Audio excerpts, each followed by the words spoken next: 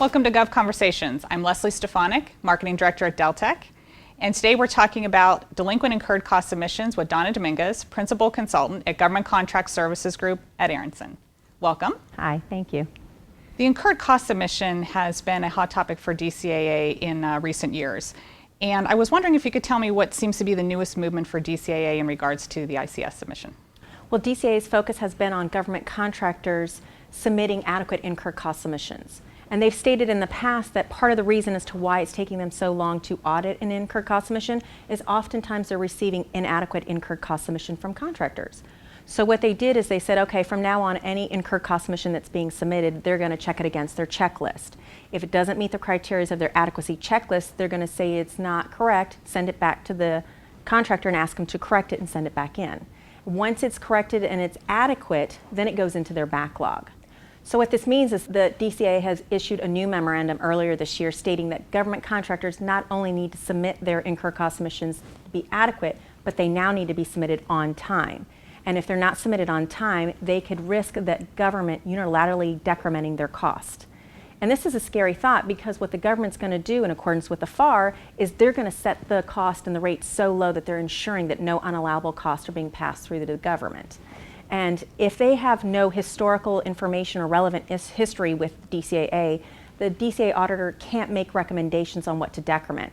So that leaves the contracting officer in a difficult position, which could lead them to decrementing the rates to a 16.2% over total contract cost. And that's scary because that could mean a lot of checks being written back to the government.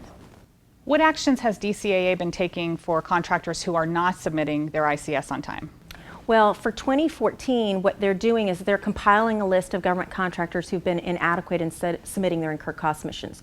So for those that are 2011 and older, basically 18 months past due. They've compiled a list and they're sending it to the ACO saying, you're delinquent, you didn't submit your incurred cost submission on time. I don't have an adequate incurred cost submission.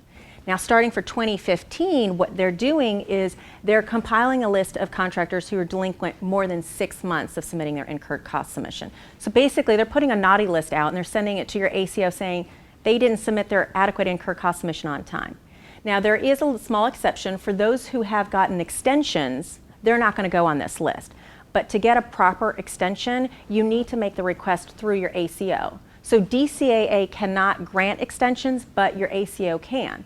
So you need to submit, oftentimes in writing, a request to your ACO asking for extension. Now, in accordance with the FAR, it stipulates that the contracting officers can grant these extensions, however, they're for exceptional circumstances. So if you can't stipulate an exceptional circumstances, likely is that you're not going to get an extension. As a result of all this change, what differences can a contractor now expect regarding their ICS? So now what this means is DCAA is going to be monitoring the timeliness of government contractors' incurred cost submissions. And if they're not submitted on time, you're going to go on this naughty list, if you like to call it that. So basically what they're going to do is they're going to give you one and only notice. So you have, if they notice that you didn't submit your incurred cost submission and you're 30 days past due, they're going to send you a letter and say, you're 30 days past due submitting your adequate incurred cost submission and I don't have an extension for you. But what they're going to do is they're going to send it to you and they're going to CC your ACO. So now you're being told on by your DCAA auditor to the ACO. So now you need to get your submission in. But if you don't, you're going to get in trouble, and this is where the government's going to be able to decrement your rates if you don't get that submission submitted in on time. So what happens with a contractor if a decrement letter is issued? Well, this is where having a good relationship with your ACO comes in handy. So if you have a good relationship with your ACO, likely that they'll contact you and say, I've got a recommendation from DCAA on how to decrement your rates. And this opens the door for you to negotiate the rates.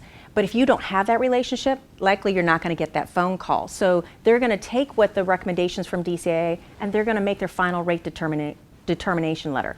And then what that leads the contractors with kind of two options. One, they're going to take that letter, they're going to sign it and accept the decrements, because that's option one. Or option two is they're going to appeal it. So you have 30 days to appeal that decision.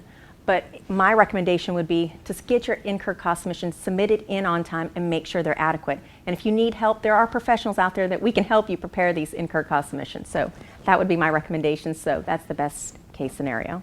Great. Thank you very much for your time. Thank you.